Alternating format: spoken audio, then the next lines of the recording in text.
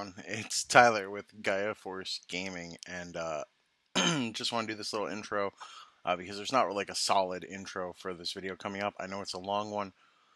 Just me and Primitive just got to talking about competing and competitive mindsets, and we thought that the community could get a lot of value from it because it's stuff we get asked all the time.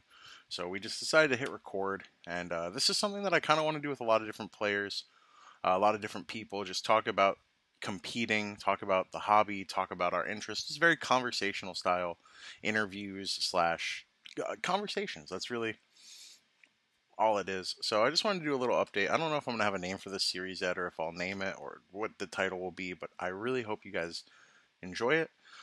And if you sit through it, I really appreciate you. You know, put it on 1.5 times, 2 times while you drive to work. Give it a listen, give it a watch, put like vibe out, whatever. And just let me know what you guys think. All right. Love you guys. Bye. All right. Hey, everybody. It's Tyler with Gaia Force Gaming, and I am here with Michael, also known as Primitive. I'm sure most of my audience has some familiarity with him, but if you want to introduce yourself, and then we could talk about what we're here to talk about. What's up, everybody? I am Primitive. I got my Gaia Force Gaming on, but shout out Team Ice Wall. So, first of all, when we get into this, if you listen to this, when I talk about this, I just want you to know that I'm crazy. I love playing card games. So, you're going to hear me talk about playing a lot of card games. But as a little bit of backstory for me, I have done a lot of coaching in a lot of different games, primarily TCGs or strategy based games like Pokemon VGC. And so through all of that, I have been able to work a lot on things like preparation and mindset. That's kind of what the main thing I focused on with coaching people, because being able to do coaching sessions with people to help them improve their play is something that can be done very quickly, as to where helping them improve to help their mindset so they don't tilt, or help their preparation so that they, each time they go to a tournament, they don't feel like their deck is unprepared or things like that. Those things a lot of the times will become more important. So I kind of choose those, although they are kind of the more boring topic, but that's definitely what we're going to be getting into today. And that's what I love. So I'm ready.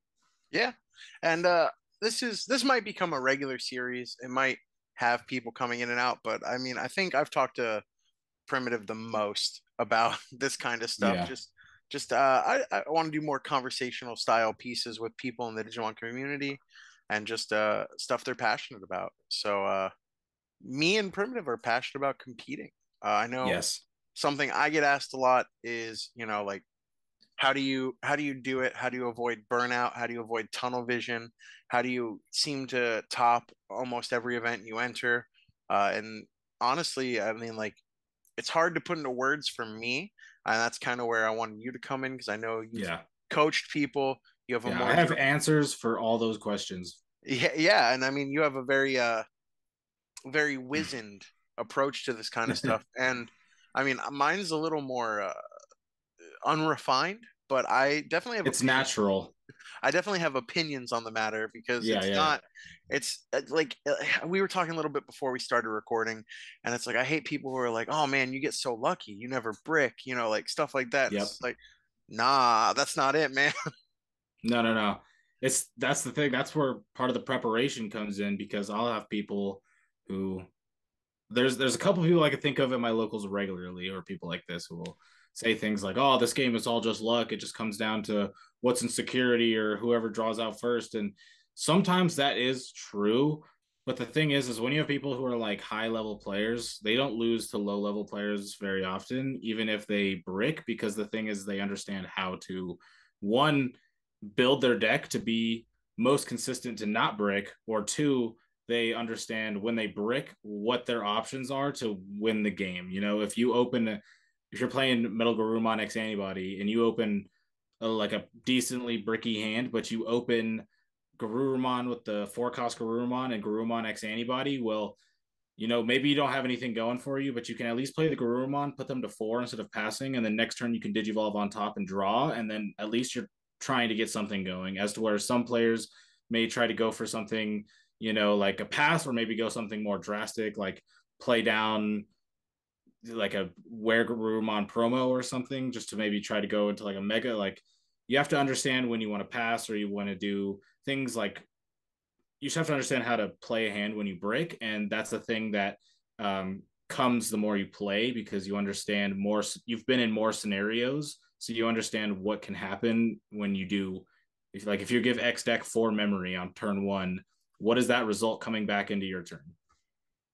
Play around that. You know what I'm saying? Yeah, yeah. I think a lot of the reasons I can't really put it into words in terms of Digimon is because it's, as we've talked about outside of, again, this is, it's a lot of things that the people who do take advantage of this mindset and these I guess systems, these routines, they apply it not just to one thing, they apply it to everything. So it's Right. like the same way I approach my career, the same way I approach, like learning any new skill is the same way that I kind of approach Digimon. And it's for me at least, it's building routine, building repetition, for lack of a better term, like a muscle memory, even if that muscle is just Yeah. like the plays you make, the hands you have, knowing the chances of, what, how many cards are in my deck versus how many security I have, what's the number of outs I have, what are the chances it's in security, what are the chances I draw it, Mm. these little micro decisions. And like I tell people who struggle with like event fatigue and like big events, I was like, don't think about going 9-0. That's so huge. That's like such a Mm. big, and what's the word I'm looking for? It's intimidating. Like going 9-0. It's like, that It's sounds also like, unlikely. yeah, but like that sounds like such a huge task. It's like, but Mm. you've gone 3-0 before. Yeah. You've probably gone 3-0 3 times. Just do that. Exactly. Just do that. Just, So I have like, something really good to say with that. Okay. So there is a player who played VGC, Blake Hopper, went by Bopper, and was talking about, I believe it was one of the World Last Chance qualifier runs, and was talking about like how he qualified for Worlds, going for the LCQ because it was single elimination tournament, and I think only top four got into Worlds or something. And I remember in one of the articles he wrote about it, where he was talking about where I think he was like 4-0, and he wasn't thinking about, oh, I'm 4-0. He was just thinking about, oh, all I got to do is like pretend like last 4 rounds didn't even count. It's just, oh, I just got to go 3-0. I can go 3-0. You know what I'm saying? You're 4-0, you got to go 7-0. Well, when you're 4-0, don't think about, oh, I'm 4-0, I got to go. I just got to go 3-0. I just have to win 3 matches. I've done that. How many times, like, out of how many games of Digimon you got to play, you only have to win 3? Like, I've won way more than 3 games. That's how you got to think about it. It makes yeah, it way easier too if you adopt that mindset because you get really intimidated of these streaks. But the thing is the only game that matters is the next one. So yeah. just play it. Yeah, no, I'm into that. Like I even break it down smaller sometimes. If I start to get in my own head, I'll be like, I don't have to win this match. I just have to win this game. I got to focus on winning this Yeah, game. yeah, And like, if the yeah, game seems like I'm behind, like I'm not going to win it, I'm like, man, I don't got to win this game. I got to win this turn. Like, how do I do more on this turn than my opponent can do on theirs? Like, how do I make the best of this turn? Like, and sometimes it's exactly. about just moving the goalpost for yourself closer so that Mm, you get like that little bit of a mental boost, that little endorphin rush. Because if you do something right, it feels good. Like you should yeah, set yourself up with small successes so that you can set yourself up for bigger ones. yes, because that's the thing. This is where it comes to these type of lessons applied to Digimon and everything. It's all about just the next step. Like the next match, like it's not even this game, it's this turn. Like figure out this turn. If you can win this turn, so not like win the game, but like if you can make at least an 8.5 or better play out of what was possible for 9 turns in a row or however long, you're going to be in a pretty good position. So if you just keep focusing on what you can do right now, then you're like, if you figure out each turn, then you're going to figure out each game, and that goes to a match. And I think that just is where it applies to everything else. It's like if you're trying to do it when it was like YouTube, it was just like it wasn't worrying about subscribers down. It was just make the next video. You know what I'm Yeah. saying? Yeah. And actually, this kind of, I'm going to branch on that where it's like, when you're saying, how do I make an 8.5 or better play? In terms of card games and competitive games in general, especially though turn-based competitive games, I think people get really caught up in what their deck's supposed to do and Mm-hmm. not enough in what their opponent's deck's supposed to do. And I do this too, where I lose sight of this sometimes. I'm like, man, my deck's not performing the way it needs to. But this is why floodgates are so good, and some people lose sight of it. How can I make the best of this turn, or how can I make sure my opponent can't make Yeah. the best of their turn? So it's like, Mm-hmm. if you can't make an 8.5 or better play, or however you want to use a metric there, how do I make sure my opponent can make a 5 or less play? Mm-hmm. Like, and that could be putting something that they have to immediately answer, they have to spend their turn, getting rid of, putting a Yeah. floodgate or something, like, whatever stops them from being the most optimal. And sometimes that kind of stuff is enough. And that's for what it's worth, that's how you get around bricks. If you're bricked up, you just want your opponent to play the game you're playing. Yeah. Like, you want them to also Play play. less. Yeah. You Yeah. want them to also feel bricked. And Yeah. you could do that in a lot of different ways. I mean, there's so much that goes into these things, and there's like the game, and then there's like the game. There's a million different games that are a part of the game that are all invisible too. Yeah. Yeah. So I wrote down some of the stuff we kind of like freeform talked about, and like Right. one of them is the prep work. So like, what do you think is the most important prep work in TCGs? I guess we'll keep it small at first, and in Digimon, then we could expand TCGs, competitive games in general, competition in general. So, sorry, what do you want me to start with? TCGs or Yeah, like what? in Digimon and TCGs, like, what do you think? Digimon, What just yeah, what we'll keep prep it work? Digimon. Yeah, So, so I guess what I'm about to say, I guess that I don't think I can do anything Digimon specific because like what I'm about to say is going to apply to just any card game, really. yeah, I get it. Yeah. So with with preparation, you have to understand that when you're going into a tournament, that like the best player in the room isn't always going to win, even if they're playing the best deck. Hmm. However, there are people who are like our boy Dan Vang, who has won many tournaments and topped many other tournaments, right? And so, like, how does he do it? Well, because when he's preparing, he does it in a way that's optimal, and there's like a few ways to go about that. Like I could talk about. Like one is you have to understand that there's two different types of practice. There's one type of practice which is a focus practice, and then there's a different type of practice which is like a collective practice. So like a focus practice is when you are with one or two other people, you know what I'm saying, that are your like teammates, right? Since we teammates, we'll talk about teammates. You're sitting down with your teammates and you're play testing, you get ready for a tournament, and you're asking, it's testing, so you'll show hands. You'll be like, oh, is it better for me to do this because you could do this, or is it better to do this because whatever the interaction is in your testing.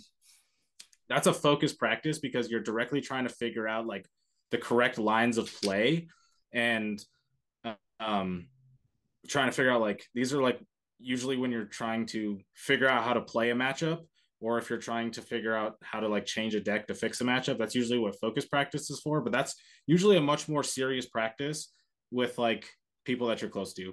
And then collective practice is just the mass games that you play, and this is like a data bank for you. It doesn't, these games are irrelevant if you win or lose them, because what these games are meant for is to put you in so many different scenarios with these decks that when you get put in them again, you went through this again. And so you have a better idea of what you did last time. So the biggest thing part of preparation is understanding there's two different types of practice. They're both extremely important. And both of them only work if you can do two things. And that's one, learn from your losses, which means that like if you lose, don't be your answer is you bricked or my opponent had the nuts. sometimes that's the answer, and it literally is legitimately the answer, but sometimes you can figure out a different thing. Maybe it's you could have made a different play, you could have put a different rookie in raising, you could have made a different card change before you played the deck or whatever. So you have to be able to learn from losing, and you have to be able to take constructive criticism from other people, because as somebody who's been a person in my past who thought I was always correct about everything when it became to competitive, that nobody is. And you need other people's opinions. Nobody can figure out one thing by themselves. If I didn't have people around me who like told me when I was wrong and corrected me, I wouldn't be who I was like throughout all these years all the people that I've met. So when it comes to preparation for the practice part, I'd say that you need focus testing, so that way you can get serious learning, and then you need mass testing just so that way you can get situations, you can get used to drawing the cards in your hand, going through the flow charts, figuring out the different little things that you can do, trying to play test maybe a new line, and maybe it doesn't work or maybe it does work. It doesn't, like I said, those mass games, doesn't matter if you win or lose. It's all about just trying things out and then figuring out what works and what doesn't work, and then applying that to the focus practice, which then refines that, which then goes to tournament. Yeah, I mean, I'm for it. I like to look at it. I don't know if I've said this in this recording or when we were talking before, but I like to look at it kind of like muscle memory, like how athletes Mm-hmm. do the reps to like build muscle memory so that their body just knows how to move in certain situations. I want my brain to have that muscle memory so that I know how to play out of like certain situations. Like, and for that, like you Mm-hmm. need to get your ass beat. Like you need to lose. Yeah, you Like have to lose. I'm gonna tell you, every format, every deck I play, I lose with probably more than I win, but I lose in the stuff that don't matter. You know, I Mm-hmm. lose at locals, I lose in testing. I get, trounced by Dan in play testing, trounced by Ying in play testing. Bro. Just, just whatever. But those are the games where you get to really look at and be like, how could I? And I like what you said about how like don't just go to like, oh, I bricked, or oh, they got the nuts, even though that's what it could be sometimes, because yeah, that's what it could be to an extent, but there are people who win when they brick. There are Yeah. people who lose when they get the nuts. There are people who Yes. win when their opponents get lucky. And you have to you have to not just learn when opportunity is knocking, but you have to learn how to open the door. Like Yeah. you gotta be able to recognize these things and take advantage of them. I would say I just want to say like if when it comes to the like, oh, I lost or I'm bricking, as somebody who's competed a lot and worked a lot with coaching, and one thing we could go over, which is like I think the main thing to like help people get better, which is note taking. We can go over that. But the thing is when it comes to like bricking or like my opponent had the nuts, realistically, if you were to every game you played that you lost and you really thought about a way that you could have improved your odds of winning and then wrote it down on a piece of paper and you did 100 games, I'd say at max 3 of them were realistically that you super bricked.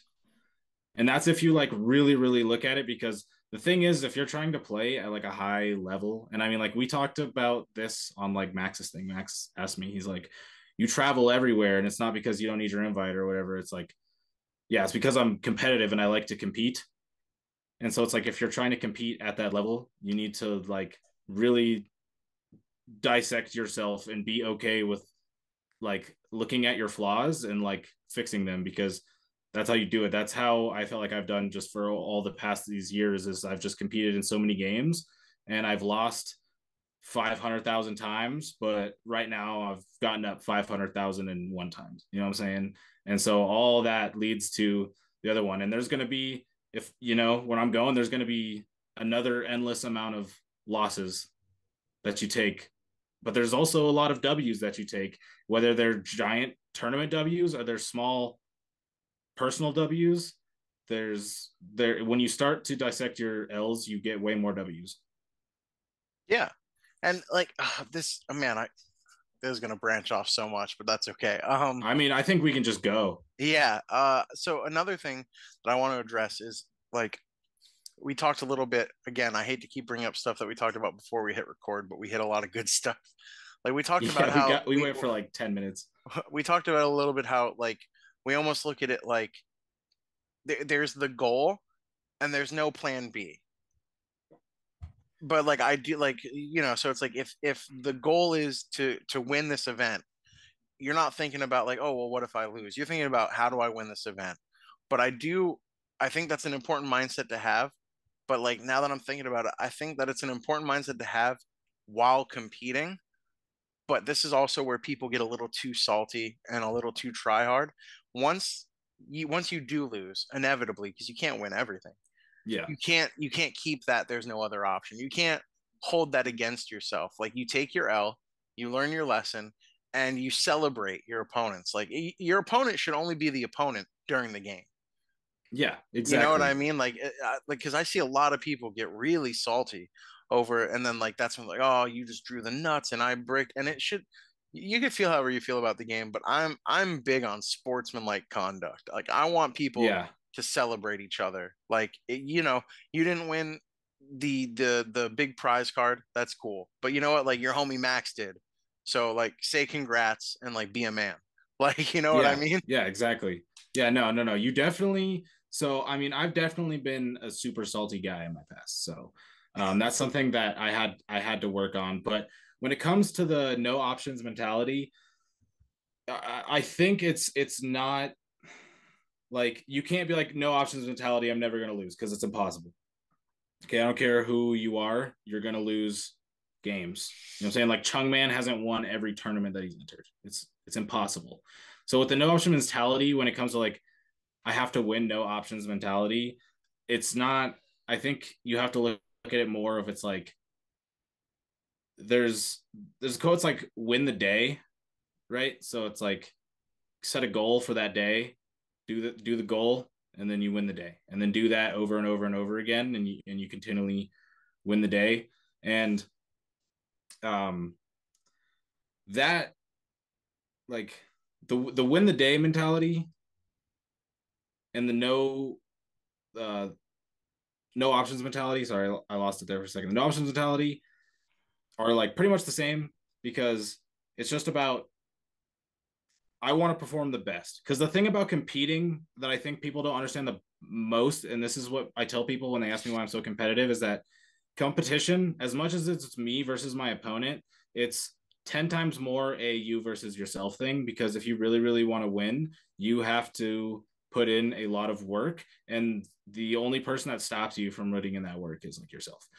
So I see competition so much. Like the reason why I compete so much and like I want to win so bad is because I believe that I have the potential to win pretty much any given tournament that I enter. Okay, I'm not gonna say I'm gonna win every single one, but I feel like I have the potential.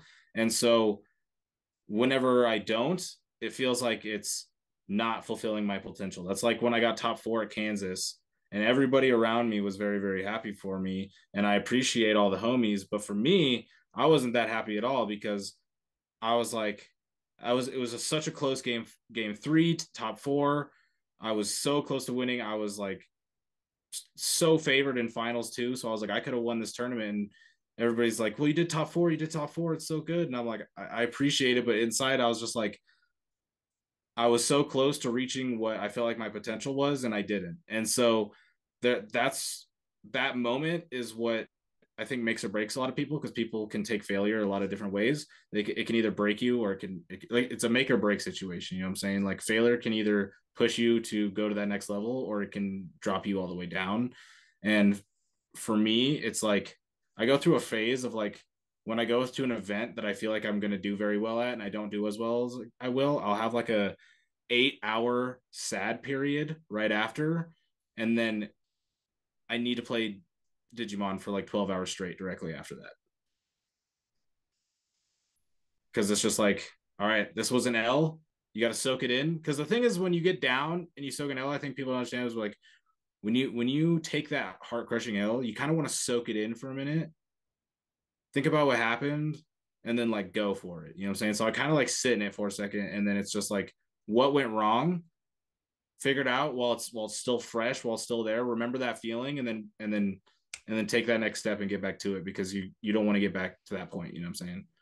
Yeah, and I mean, honestly, with me, it's even a little different because like I almost see like people are like, oh, the better player, the you're such a better player. I don't think it's a matter of who's a better player. And most times, I think you have to get to a point where you're a good player. All Yeah. right. And that's like what we talked about, like the prep work to a certain extent, building good routines, knowing what works for you in terms of like avoiding tunnel vision, avoiding brain Yeah. fog, stuff like that. And like I think anyone who's gotten to the point where they're like a good player, they recognize the things about themselves that help them. I think any good player can take any event. And I don't Yeah. think like the skill level, the gap, I don't think any of that matters. I think if you're a good player and it's your day, you could do it. Mm. And it's like you said, like I go into tournaments like I could win this. And it's like if I don't win it, I don't beat myself up. I don't I get a little bummed. I get disappointed. Like, Yeah. I want the win. But like I've only taken a dub at one premier event. Like Yeah. That when I first started. I've only come first place at one premier event.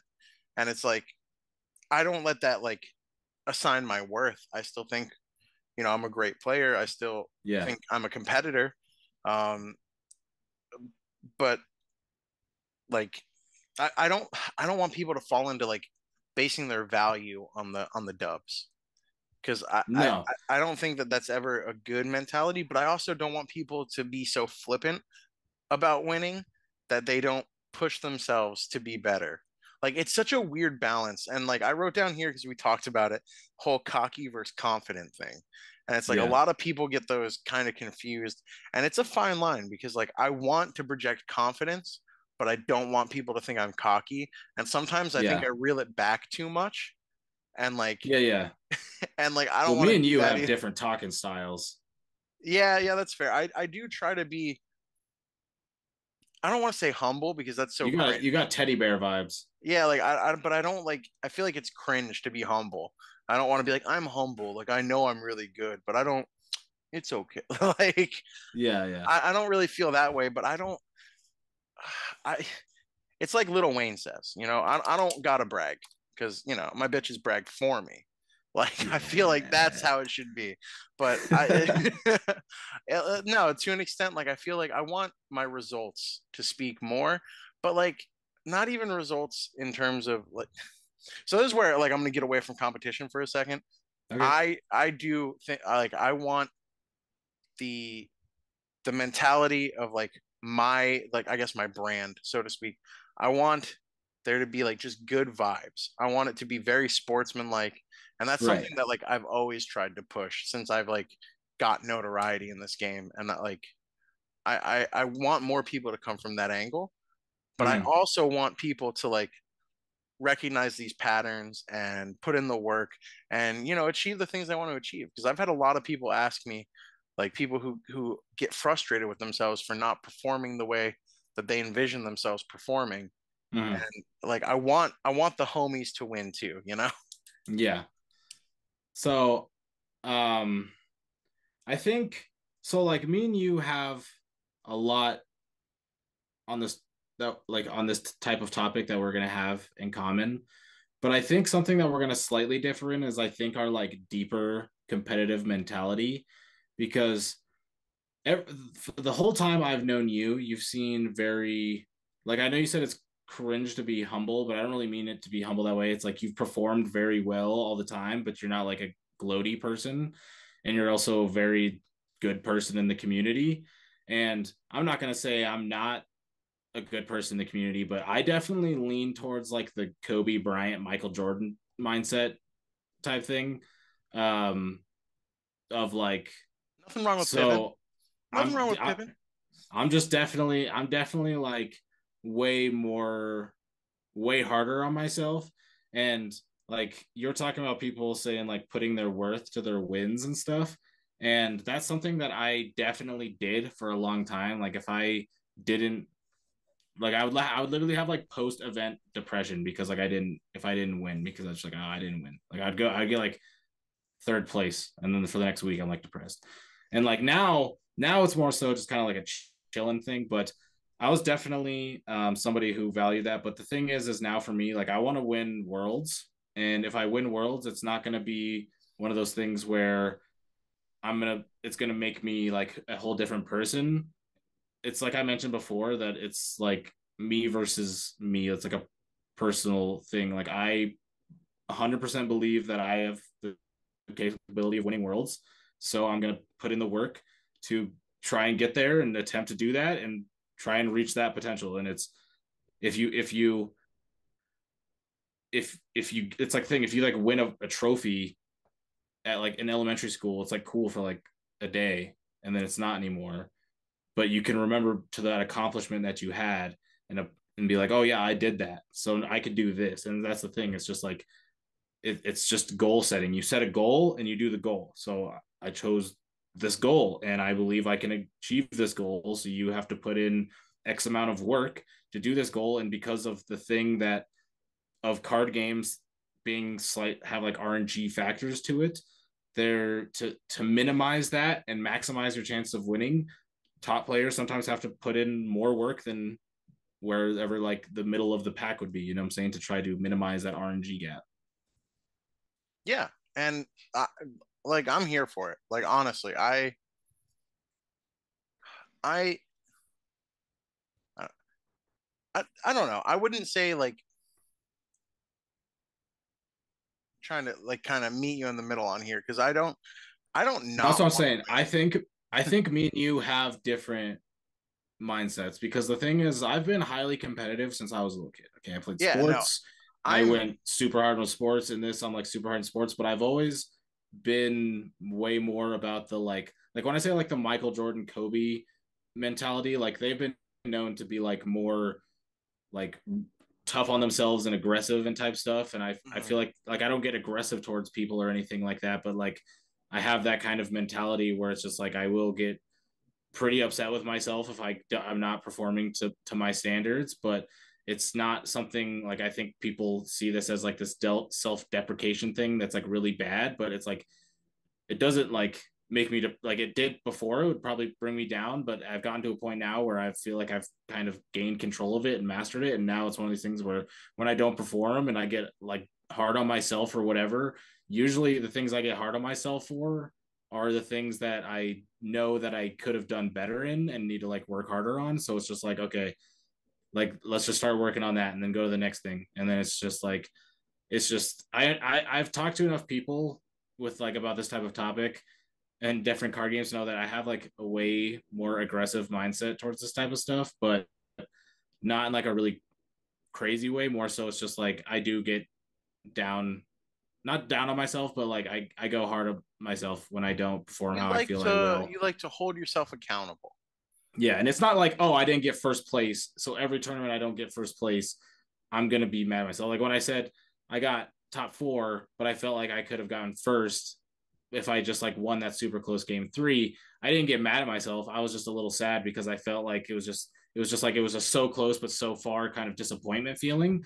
But Mhm. there are times like then San Diego the week after, and I got like 30 something, and like in my personal standards, I didn't personally accept anything like top 16 or less because that's where I felt like I should be performing, especially since I got top four the week before. And so when I did that, I did have, a little moment after where I was hard on myself. And then that night, me and my team were testing. So, it's just, Yeah. it's a moment, but you have Oh, to either make it or break you. trust me, I understand that kind of disappointment because in the first North American Digimon webcam game, Uh-oh. even though the prizes were not that great, I was in the finals and Okay. I lost. Um, and I dropped to fourth.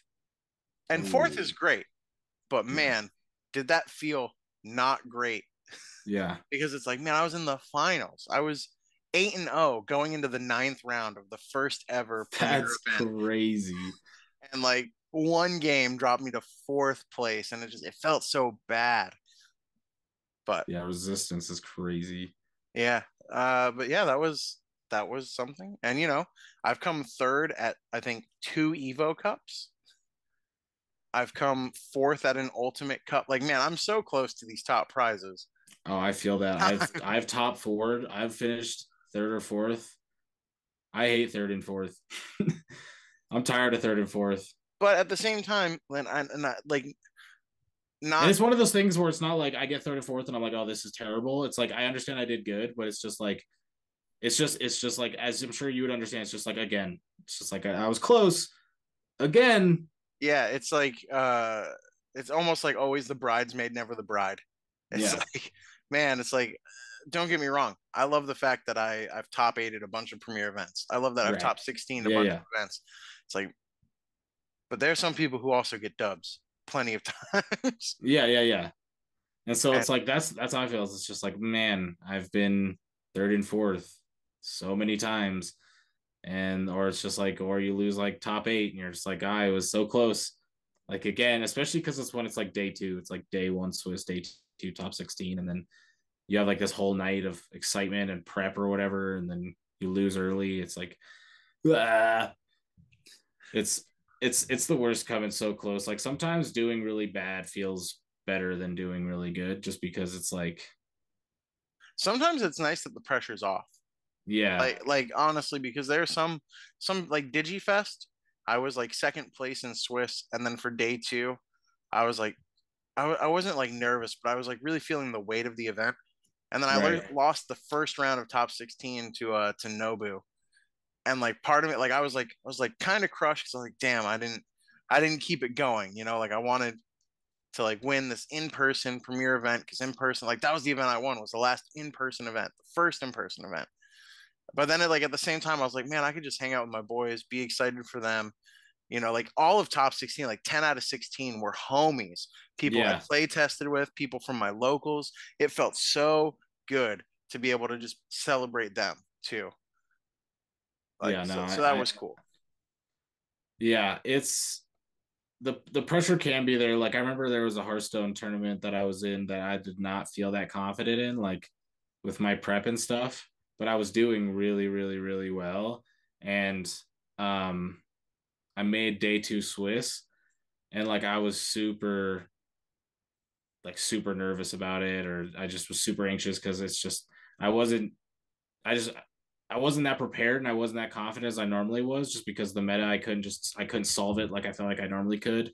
But I just had a hot day. You know what I'm saying? I made top 16. I was like seed 5 or something. Losing top 16 the next day, and I remember like having like 1 billion pounds of weight come off my shoulders, like losing.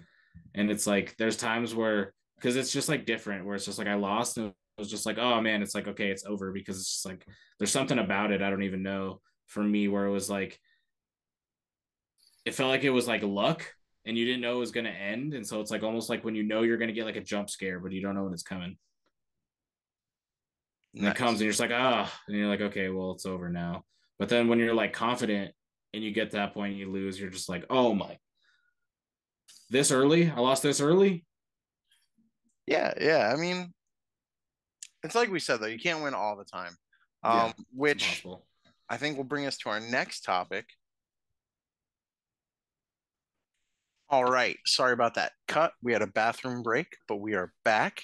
And so I guess just going off like the last thing we were talking about, like what do you consider like a winning mentality? And like is like winning is the goal, but do, I, I guess how do you approach the letdown of loss, and how do you kind of like avoid the burnout that comes with it? um, so that's kind of hard, because I think that's something that's a harder skill to teach, as far as like the losing part, because the how you gain it, I think, is just from the mentality. Like when you talk about like the winning mentality, like the winning mentality is just like, I feel like an easy way to like sum it up into just a couple words, that obviously it's more encompassing, is just never give up.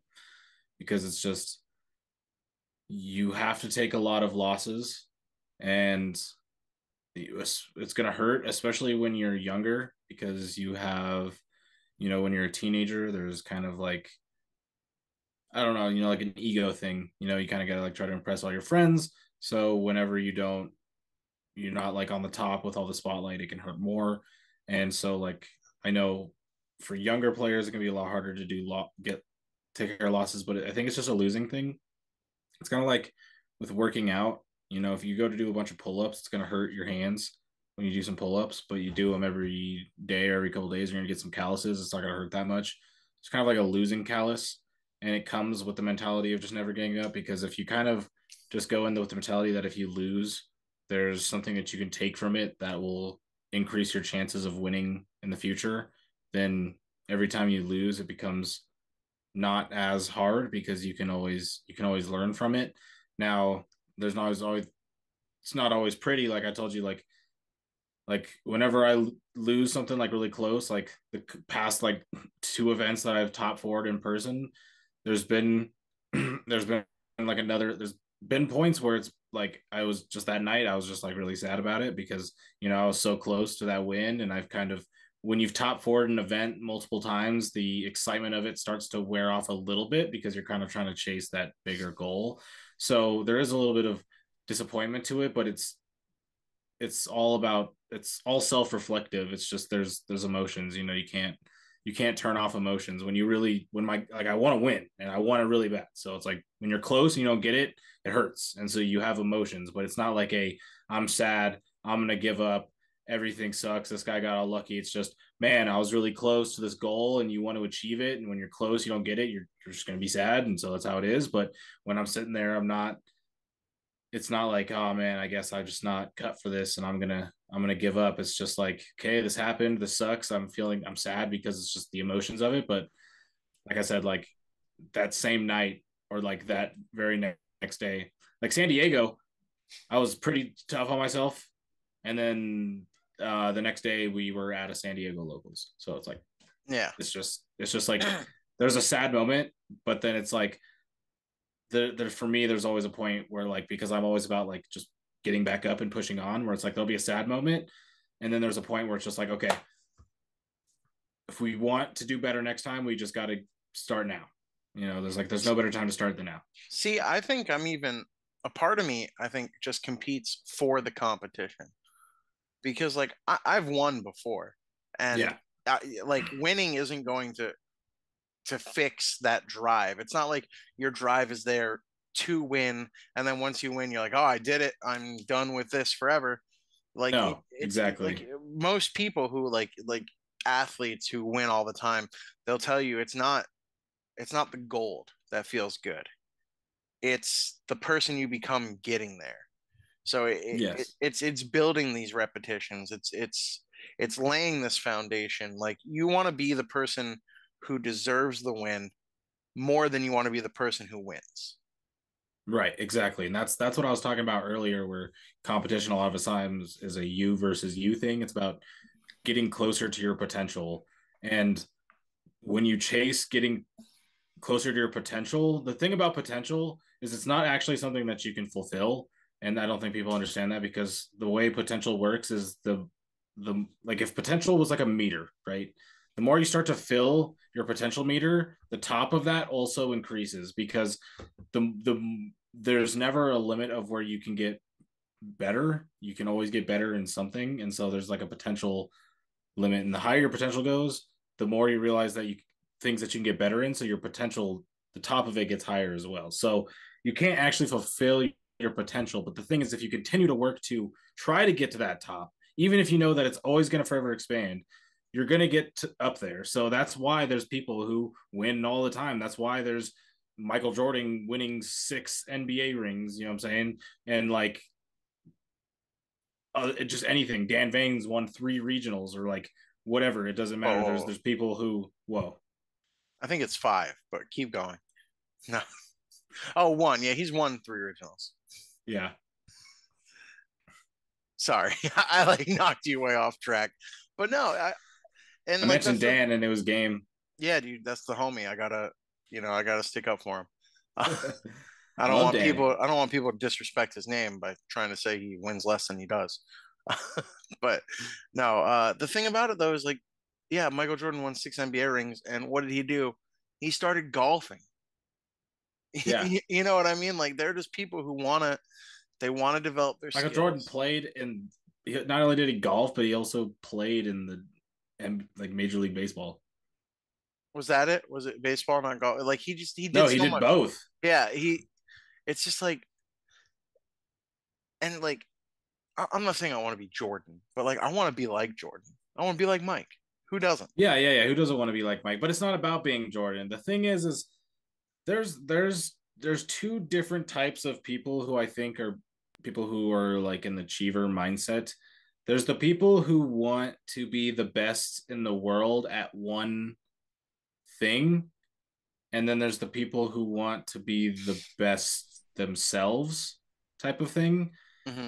I would say I fall closer. Like I would say I'm in both, but I definitely fall towards I want to be the best at one thing. Like a lot of time and effort and stuff is put in towards the competition side of thing, especially now with like the YouTube.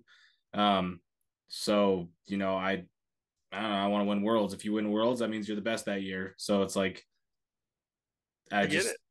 yeah, and so it's like I want to be there, but there's other people who are achievers and they maybe don't have that one thing that they want to be the best at, but they have many different areas that they're trying to get better and they're trying to get better. And it could come down to anything. There's like I want to have a better routine of how I clean my kitchen so I don't have to spend as much time on it. You know what I'm saying? Like Yeah, I think I might fall in that second camp. I don't think I want to be the best at one thing, but I want to be the best version of myself exactly. in Yeah, any of that's the those other camp. things. That's Like what I'm saying. I want to like even I know that I have the potential to like win worlds, win Nats, whatever. Yeah. Am I going to be disappointed if I don't? Not really. But Yeah. am I going to be disappointed if I let the fact that I probably won't win worlds stop me from trying? Absolutely. Right. Like I'm Right. gonna go there. I'm gonna do everything I can. Like Yeah. last year at Nats, I tunnel visioned out of day two in the dumbest way. And I'll tell you all, because it happens to everyone. People are like, "Oh, Tyler, how do you get so good?" I'm not. Here's the secret. I literally was in the bubble match. Everyone who's X2 gets to day two. I'm playing Lilith Loop, and I'm so focused on, how do I win next turn? Oh, I have game next turn, that I didn't realize he had a rookie in raising and he had lethal just on board. And I could have stopped it. And I just didn't. Like, super rookie mistake, like day one mistake. And it's like things like that happen. I was playtesting Jessmon for this format. For people watching the future, we're at BT10 right now. Started at 12-13. For people watching in the past, how are you doing it? Um, I was playtesting Jessmon. I fucked up. Like I was playing. So the way I playtest, I don't just test like with homies, like for fun games. I like to enter high stakes tournaments and playtest on the fly. So Oh yeah. so I was playing for a set of alt art of the new Memorial Metal Greymons, and I think it Okay, was like yeah. the semifinals. I'm playing Jessmon, and I swing into their Digimon, and then I'm like, I have to blow it up with Bauhuckmon, so I'm not going to get this piercing because I just tunnel visioned into like, why wouldn't I swing at the Digimon with piercing? Oh man. And like, Yeah. yeah, and I lost that set because of that. Like That's rough. it happens. I mean, amongst other things too, just because No, it does a lot happen. of my playtesting comes from just. But here's the thing, though.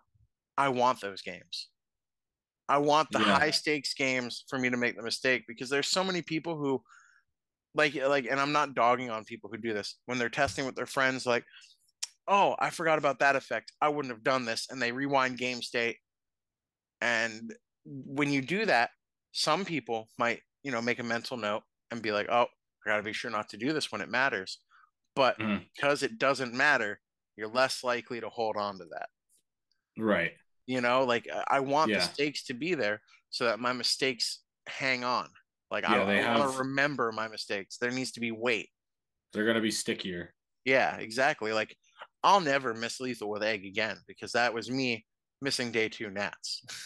Right. You know what I Yeah. mean? Like that's it for that.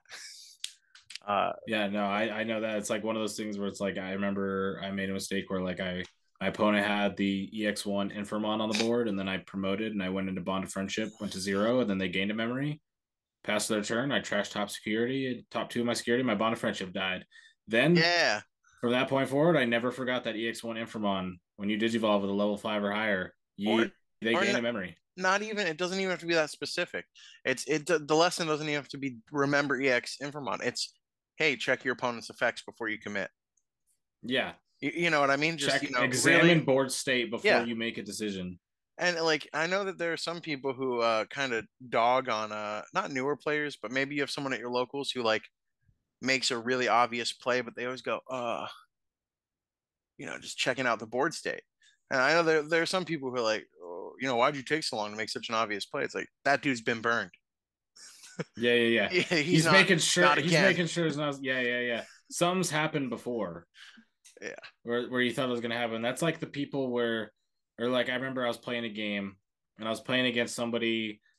I think they were playing D Brigade. Okay, and I like digivolved up into whatever I was doing, and I went down to the point where I had zero memory, and I had like very clearly board on game because I had three swings and they had one check, and whether they hit ulti flare or iron fisted onslaught, it didn't matter. Like I just would still have the other swing, and so and I sat there for like maybe 2 minutes thinking about it, and they're like, "Why aren't you just like going for a game?" And I was like, "Because if I hit Izzy, I lose." And they're like, "Oh," and I was like, "Yeah, it's happened a lot of times." Yeah, actually, just talking about competition and card games in general too. It, I kind of I understand why people get impatient and like that, but I was playing in a Magic event once, and I was playing. I don't remember the format, but it wasn't quite. I want to say it was Kaladesh format, maybe a little before that. It was when like uh I can't even remember the XX that puts counters on. People who play Magic might know what I'm talking about. I can't remember. Walking Ballista, maybe I think its name was. Anyway, the whole point of all of this is it was at a store championship. It was like on the bubble or in top. I don't remember which one. And I'm completely tapped out for mana. I'm playing this deck called Aristocrats, which kind of like taxes your opponents based on you. Like when you lose things on your board, it hurts your opponents.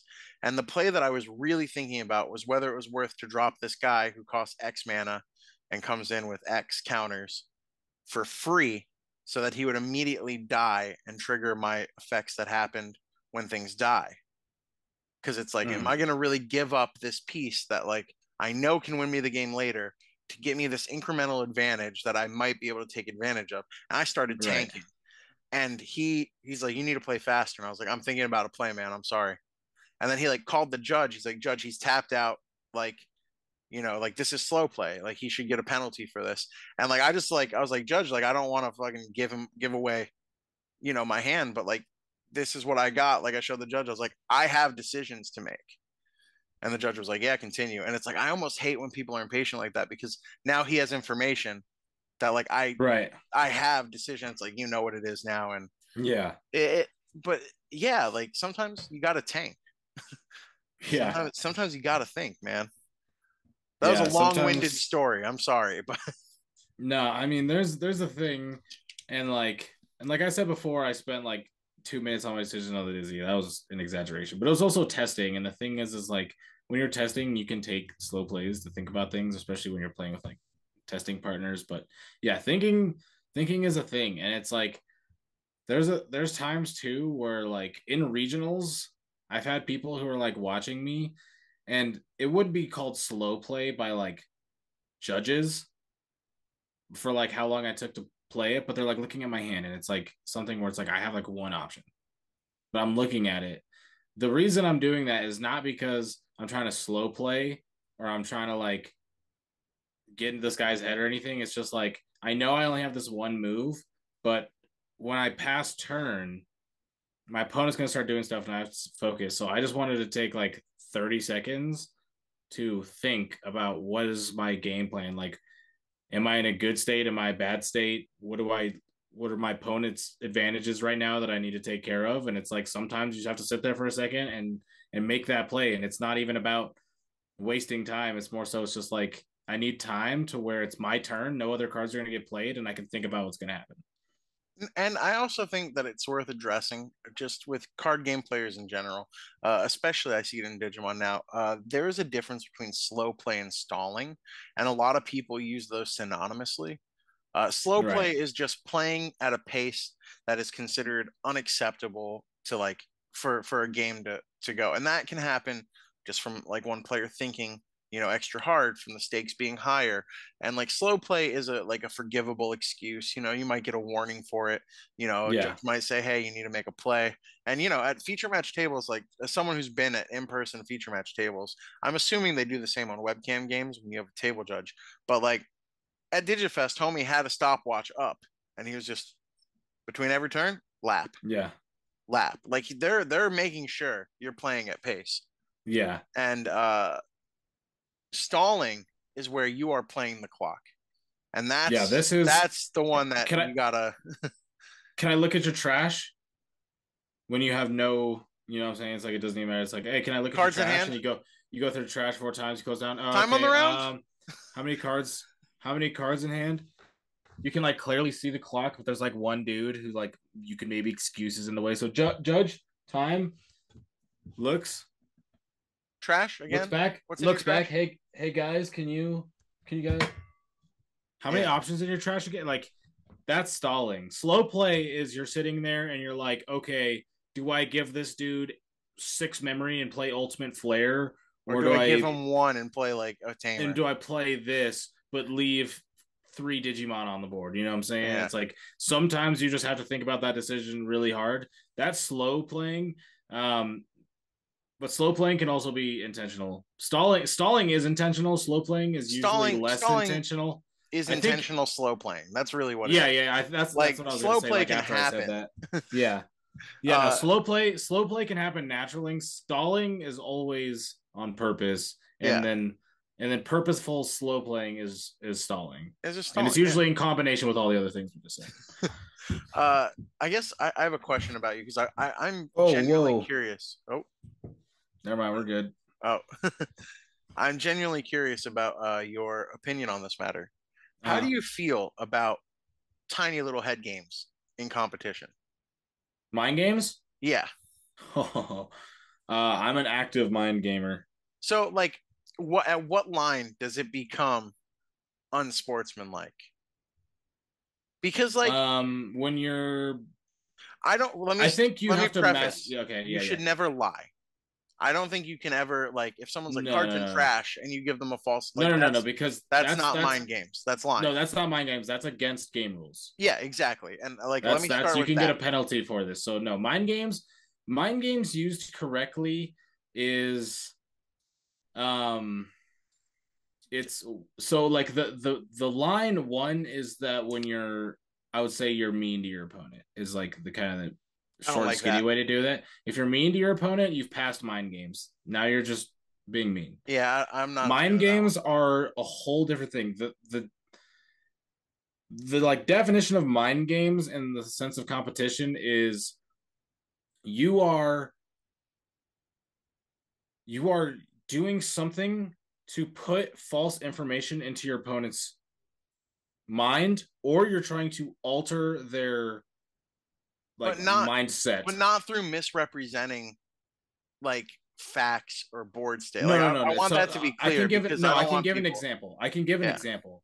So I'm not talking about mind games as like a thing where you like somebody, you say how many hammer sparks you have in trash, and you have 4 in there, and you tell them 2. Okay, no, that's against the rules. What I'm talking about with like misinformation into their head is things like um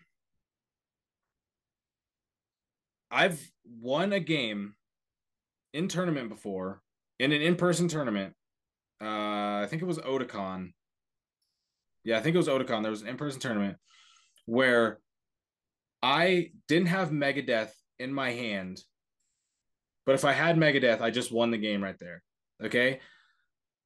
But it was game 3, and I knew that if I couldn't find a way to try to get this guy to literally scoop, I lose the game. Okay. So I literally I just kind of thought about it a little bit, and I was like, and I was like sitting there, I was like, oh man, I was thinking about it, and I was like kind of like and then I looked down and I was like, oh, I like literally pointed to my green source, which was my Davis, like Ken. I was like, oh, and so like kind of given the thought that I knew that I had Megadeth in hand, and then I literally grabbed a card. I don't even know what it was, and I just put it on the board to where my opponent could only see the back. It was like vertical upside down, and held it like I was about to play Megadeth for like 2.5 seconds. And then I like went to pretend like I was about to play it, and the dude just went, "Yeah, you got it," and scooped up. And I didn't reveal that I didn't have Megadeth, but he thought I had Megadeth. See, that might be even too far for me. I get it. I'm there with you. The thing that Oh, I've done, that's a technique I've been using since I was like literally 11 years old. So that's ingrained in me. no, and I don't think there's anything underhanded with that. I just But don't know if I that's the can. thing that's a Because mind here's game the because thing: it's what if your opponent was just like, "Yeah, show it," and you were just like, "Ah, you got me." no, that's the thing. No, that's the thing. That's the thing is that was me trying to give an example of something that I've actually done. But the thing is that's although I've been saying that's something I've been doing since I've been 11, that's been a long time since I've been 11, and that hasn't worked that often. But I have understand that there's a point where that's like the thing that I just mentioned is you're literally like your last win con. When you've Yeah. exhausted your Well, win con to zero, but or like 0.0001%, your only win condition is your opponent to do something to where they scoop. Because you have to understand that people, when they get nervous and they get in high tense game 3 scenarios, they will sometimes just scoop just to end the tension. yeah, and also though, I would like to point, like, I would hope at least you would never start like you wouldn't be like Megadeth and wait, No, like, yeah, no, no, you're no, not no, no, gonna, no. yeah, No, exactly. I'm literally put this is my play mat. I'm literally just playing a card like this, like as if people were gonna play a tamer, thinking they're gonna play a Yeah, tamer, or play a rookie, thinking they're gonna no, play a I rookie, understand. playing the rookie literally because I had no other win con to win that match other than something that was told to me when I was like 11 years old by my old TCG prodigy that never left me. That was if you have no other win condition except for to make your opponent think that you have the auto win, do it. And that works for different games. And that's just something that I pulled. And now Otakon wasn't even that long ago. And that's something that I pulled out. And so that's not an example that happens often, but that's just something that's like that's just something that's an example of giving your somebody misinformation in their mind So, that's so, not lying to them because I so, didn't tell them yeah. anything. I literally just went, oh, I have a green, like tried to make it obvious that I realized I had a green source and then held a card there just because, like I said, my old shout out Preston, that's my boy. He told me this when I was a little kid and it came in clutch when I was 25. So little things like that that I sometimes do. And I do them sparingly because I think consistency creates tells, and I don't want tells. So I will act Yeah, yeah. differently all the time. Yeah, you Um, have to. some games I'll be completely stoic. No matter what I draw, how I do, there will be no Mm-hmm. difference in the speed I shuffle my cards, the speed I play cards, period. Some games, when I want my opponent to think I drew the nuts, I will be like, oh, oh, you know what I mean? Mm-hmm. Just little Oh, dude, body language things. And then some yeah, games, yeah. when I want them to think I bricked, I will do the opposite. It'll be just like, you draw your card and you're just like, Yeah. just like Oh, the sigh into playing your best turn one is insane. nothing. And you know what? There's a local at my locals who, no matter what he draws, if it is not the 1000% perfect game winning hand, he's always like, ah. Like he's just so mad about it, and he wins so many games because it makes his opponent just like Yeah, yeah, yeah. play differently Yeah, that's what I'm saying. It's because they're putting like, oh, this guy's misinformation into your drawing so opponent's. bad, but it's just Yeah, his personality trait to always be just yeah. unenthused with anything less than the optimal hand. And But that's not even like a purposeful mind game, but that's like what I was talking he's about doing with it. like that's a way of putting misinformation in your opponent's head, but you're not lying to them. It's just a reaction. That's the thing about your reactions and your the words that you say can like be impactful. Here's Like something that I haven't done, but I've thought about. How do you feel? Like, I guess on a scale of like neck beard, like, or try hard, like casual to try hard, like what mm-hmm. scale 1 to 10 would it be if you are just like four Digimon on board, one tamer? So how much would Death X cost right now? But you don't have Death X. Like, at what level? Like you're not saying, "Hey, I have DevX." You're just like, "Hey, how much would that cost right now?" And you're like, "Okay, okay, I'll play Mendoki. Your turn." Like, I would put that like on a scale of casual to try hard. I'd probably rate that like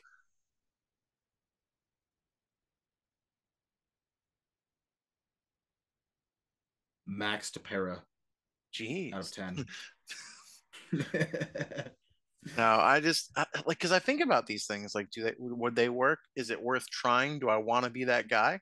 So here's Like, something that I'm just gonna say it. Okay. And this is something that like is like when I uh, talk about it, it's like a slightly touchy subject, but it's like okay. because it has to deal with people's like mentality. Hmm. But it's I've coached so many people and been in so many competitive spaces that here's the thing that's here's true about competition.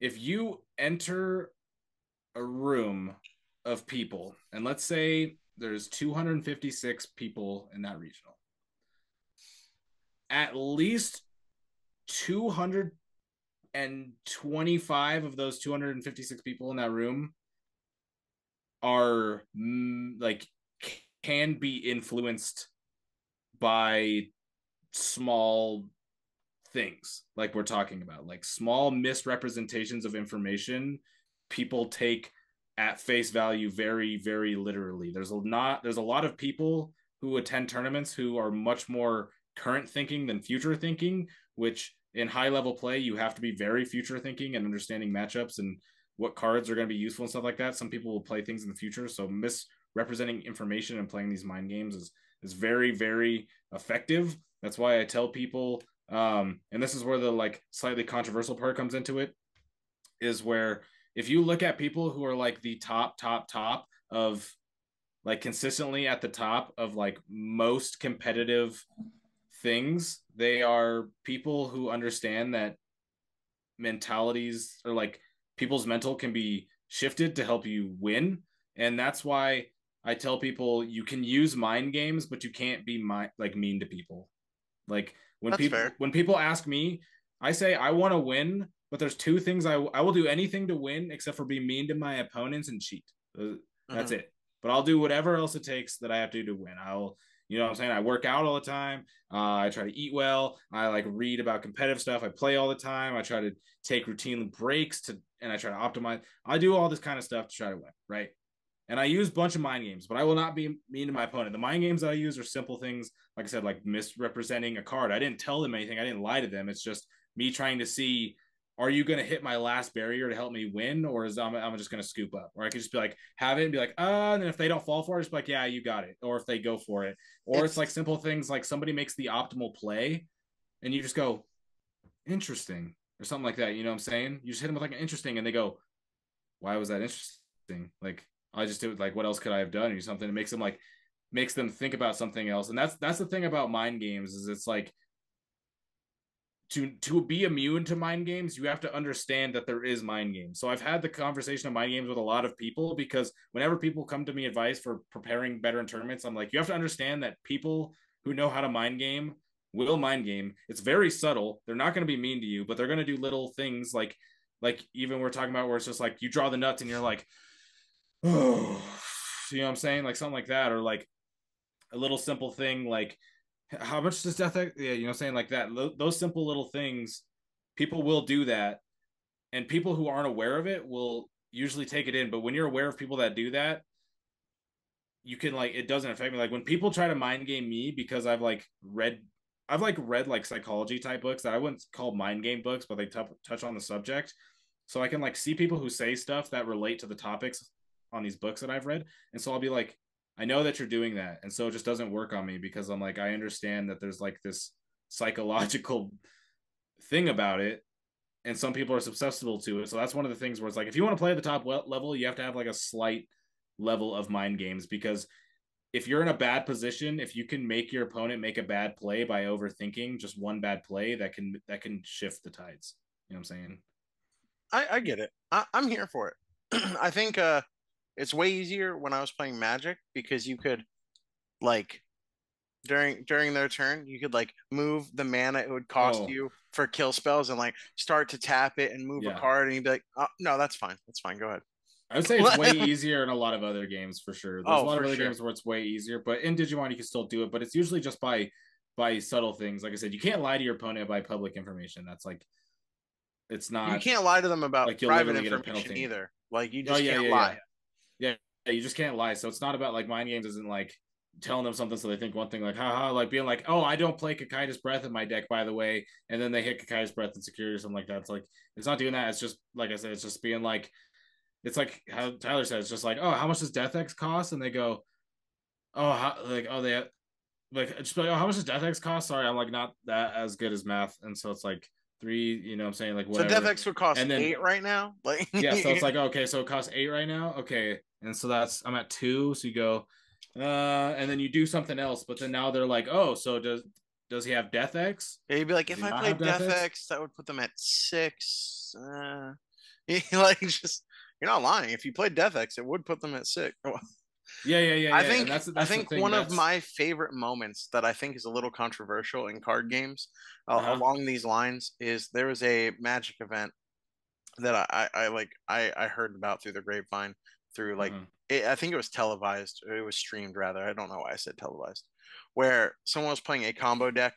It's a storm combo deck where if you're familiar with Magic, storm is for Uh-huh. when you play the card for every card you've played up to that point, you multiply the effect by that many. So there's a card that deals 2 damage, but you deal another 2 damage for every spell you've casted that turn. So Uh-huh. you would just try to do a bunch of things that would combo out to OTK your opponent. And this guy was playing a very popular deck that did that. And they were in game 3 after sideboard, and he went to do that, and his opponent countered the first one. And then, he passed turn, his opponent took his turn, it went back to him, and he started going through all the motions, playing the spell, drawing the cards, playing another spell, drawing more cards. And his opponent's like, I only got one counter spell. And he picked up his cards and he's like, oh, thank God I sided out my second copy. And it's just like, It's what? He's not doing anything wrong. He's just playing spells to draw cards and dig through his deck. He knew he didn't have a win condition, but he also yeah, knew that his opponent thought he did. yeah. Yeah, this reminds me of like Patrick Hoban, who's like one of like the Yu-Gi-Oh goat. There's a card I was trying to think of the name of it when you were talking about it, but I couldn't remember the name of it. There's a Yu-Gi-Oh card. We're in tournament. It was like people would gentlemen's agree to like side them out against each other after game 1 because it was like whoever got it first like won, and so um what he would so like the players would show each other the taking them out the card and putting it in their side deck and like they would side in another card. And so he knew that that was a thing. So what he did is he went to a tournament and he would ask people if they would want to do that. They would agree. He would show him siding it out, but he would side another Put it copy back back in. in. Yeah. Yeah. Or like a Yu-Gi-Oh thing that I'm familiar with when Mirror Force was at more than one copy. Um, you run Oh or yeah. any card at more than one copy. You run 2 different rarities of it, and you swap them in and out, but keep the same Yeah, count yeah, in your yeah. deck. So when they Uh-huh. see the different rarity, they're like, "Fuck, he has another one." Like Yeah, yeah, yeah. I got to play around the other one all game now. Yeah. Yeah, And the rarity thing that's so if this was like the competitive iceberg, that's so deep. yeah, that's up there for sure. The rarity is so deep, but it's Um, true. but I guess how do you feel about this being a good stopping point for this talk? I think what we got like an hour 15 in Yeah, so I mean I'm down because one, this could go on forever. forever. Yeah, And we could we probably talk about this forever. So I think we could definitely come back. It's also getting a little bit late, so I'm also down just for yeah it's time 2 a.m. where I reasons. am. So It's 2 so that means it's 12 or it's 12 here. yeah. Oh yeah, yeah, yeah, So we're getting there. So but thank you for having this talk. Looking forward to doing it again at some point. yeah, I Um, mean this has been a long time coming, I feel yeah, and like. I hope people who are still around, whether if you're watching, get some sort of at least entertainment from this. If not, just any little thing that can improve your game, your life, and like we said, a lot of this stuff can be applied to like your career, can be applied to skills you have. Like Hmm. just try to be the best you could be and try to approach things in a way that uh in a way that breeds success, you know? Yeah, yeah, Like yeah. just Like go ahead. I don't know. I was gonna say like me and you have like slightly different mentalities about it, like how we were talking, but it's all about the same thing. It's not about winning to win. It's about winning to improve. Yeah, it's Because about the go ahead. higher you go up in the wins, the bigger. Like once you get this win, you unlock this win, and then once you Mhm. unlock this win, you unlock this win, and then it just goes up. And so it's just about personal growth. It is, and it's about like for me too, it's about like I want to see the people around me also improve because the better the people around me, the better I have to be. Exactly. You know, and then like the better I have to be, the better I'll be. Like